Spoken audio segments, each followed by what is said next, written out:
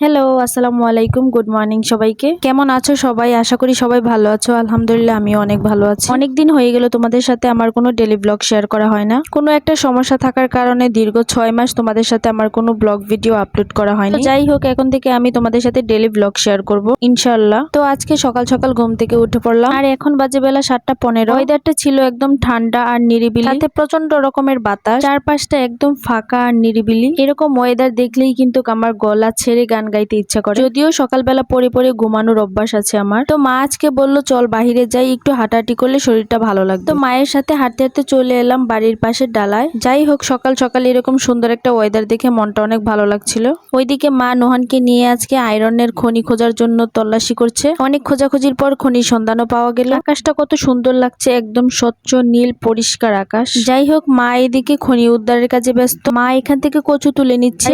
আজকে কচু রান্না করা হবে, যেটা আমার খুব পছন্দের একটি খাবার। আর টাটকা যে কোনো জিনিসের স্বাদই থাকে একটু অন্যরকম। জীবনে যে কতবার কত ধরনের কচু খেলাম তার কোনো হিসাব নেই। কিছু কিছু কচু খাওয়ার পর কিন্তু লাইফ রিপেয়ার হয়, নিজের অবস্থান এবং মানুষ চিনতে সহায়তা করে। আবার কিছু কিছু কচু ভিটামিন এ অভাবজনিত রোগীদের সুস্থতা প্রদান করে। তো যাই হোক, কচু এমনি খাও আর অমনি খাও, কচু কিন্তু আমাদের জীবনে অনেক বেশি উপকার। অর্জুন গাছের মতো সারাদিন এর উপকারিতার কথা বললেও শেষ করা যাবে না। আর সেই জন্যই আমার মা কচুর খনি পেয়ে লাফিয়ে লাফিয়ে কিছু কচু তুলে নিল, সাথে আরো নেওয়া হলো কিছু ফ্রেশ ফ্রেশ কলমি শাক। এদিকে নোহান আমাকে একটা ফুল গিফট করলো, কচুরিপানা ফুল। গ্রামে জীবনযাপন করা আমার কাছে সহজ বলেই মনে হয়, খুব সহজে যেভাবে ইচ্ছা চলা যায়। এইদিকে মা তো আজকে মহা খুশি, একদম টাটকা ফ্রেশ আর তরতাজা কচুর শাক এবং কলমি শাক তুলতে পেরে। মা জানে কচুর শাক আমি অনেক বেশি পছন্দ করি, তো যখনই বাড়িতে যাওয়া হয় মা আমার পছন্দের খাবারগুলো রান্না করে। কলমি শাকগুলো দেখো একদম ফ্রেশ তরতাজা, দেখতেই ভালো লাগছে। এদিকে নোহান মাকে হেল্প করার জন্য কচুর আটিটি খুব ভালোভাবে বাঁধার চেষ্টা করলো, কিন্তু সে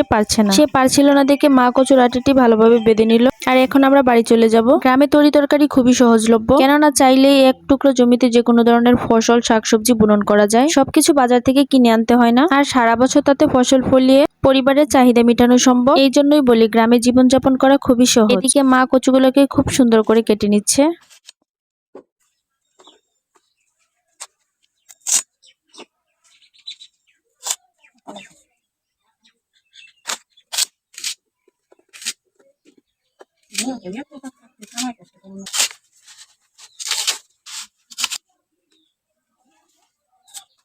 কলমি শাকগুলো কত সুন্দর দেখেন। এইদিকে আমি বসে বসে মাকে একটু কাটাকুটির কাজ করে দিচ্ছি। শাকটা কিন্তু অনেক ভাবেই রান্না করা যায়, যে যেভাবে খেতে পছন্দ করে। আবার দেখা যায় যে অঞ্চল ভেদেও রান্নার পার্থক্য হয়ে থাকে। রান্নাটা হচ্ছে একটা শিল্প বা আর্ট। আচ্ছা যাই হোক, রান্না যেভাবেই করা হোক না কেন, রান্নার টেস্ট এবং গুণগত মান ঠিক থাকলেই হয়। আমার মনে হয় আমার মতো প্রত্যেকেই বলবেন যে মায়েদের হাতের রান্নার স্বাদ অমৃত। মায়েদের হাতে রান্নার অন্যরকম একটা জাদুই থাকে, যেটা সন্তানের মুখে জাদুকরি স্বাদ হিসেবে ধরা দেয়। আমার মা শাকগুলোকে একদম কুচি করে কেটে নিচ্ছে, কারণ মা আজকে শাক ভাজি করবে। তাই যদিও কলমি শাক মাছ দিয়ে ঝোল রান্না করে খেতে অনেক মজা লাগে, কিন্তু মাছ লেবু পাতা দিয়ে শাকটা ভাজি করবে। আমার মা হচ্ছে পৃথিবীর সবচাইতে সেরা রাঁধুনি। মায়ের হাতের যে কোনো ধরনের রান্না আমার অনেক বেশি ভালো লাগে। মার থেকে যখন দূরে থাকি তখন এই জিনিসগুলো বেশি করে মিস করা হয়। এদিকে মা কচুগুলো একটা বড় বালতির মধ্যে নিয়ে ভালোভাবে পরিষ্কার করে নিচ্ছে, যাতে করে কোনো ময়লা না থাকে, কারণ কচুর ডাটায় অনেক বেশি ময়লা ধুলোবালি লেগে থাকে। তাই মা কচুগুলা পরপর 3 থেকে 4 বার পরিষ্কার পানি দিয়ে ধুয়ে নিয়েছে। আর এখন রান্না করার পালা। আর তাই একটা পাতিলে কিছু কচু চাপিয়ে উনুনে বসিয়ে দেওয়া হলো রান্নার জন্য। গ্রামে এইভাবে লাকড়ি দিয়ে রান্না করার যে কোনো জিনিসের স্বাদই থাকে অন্যরকম। এখানে আমি মায়ের সাথে কি নিয়ে যেন গল্প করছিলাম, মা তো এদিকে খুশিতে একদম আত্মহারা। যাই হোক, মায়ের কাছে হাসির কারণ হতে পারলে কিন্তু নিজের কাছে অনেক ভালো লাগা কাজ করে। এদিকে আমাদের কচুটাও সিদ্ধ হতে চলেছে। কচুটা প্রথমে সিদ্ধ করে পানি ঝেড়ে নেওয়া হবে।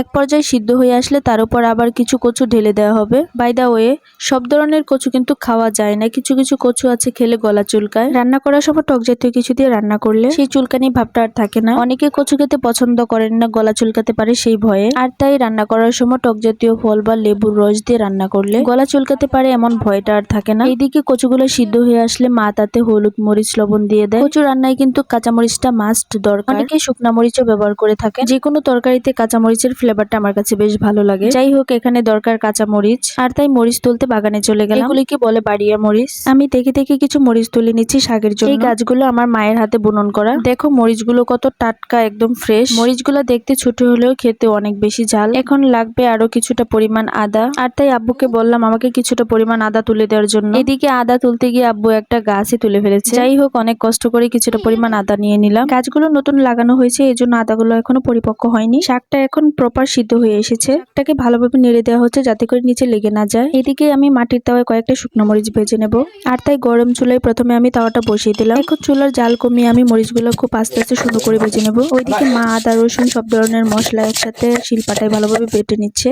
এখন সিদ্ধ করে রাখা কচুটাতে সব ধরনের মশলা দিয়ে ভালোভাবে নেড়েচেড়ে নিতে হবে। তাতে মা রসুনের বাগার দিয়ে দিল। কচু শাকে রসুনের বাগার দিলে ফ্লেভারটা খুব স্ট্রং এবং সুন্দর হয়। এটা এখন চুলায় বসিয়ে ভালোভাবে জাল করে নিতে হবে। শাকে যাতে কোনো রকম পানি না থাকে, পানি থাকলে খেতে ভালো লাগবে না, যেমনটি আমার মা করে নিচ্ছে। আর এখন কিন্তু শাকের কালারটাও চেঞ্জ হয়ে এসেছে। তো ফাইনালি আমাদের কচু শাক রান্না ডান। কেমন হয়েছে দেখতে অবশ্যই কিন্তু কমেন্টস করে জানাতে ভুলবে না। তো আজকের ভিডিওটি এই পর্যন্তই। ভালো থাকবেন সবাই। Thanks for watching this video. আল্লাহ হাফেজ।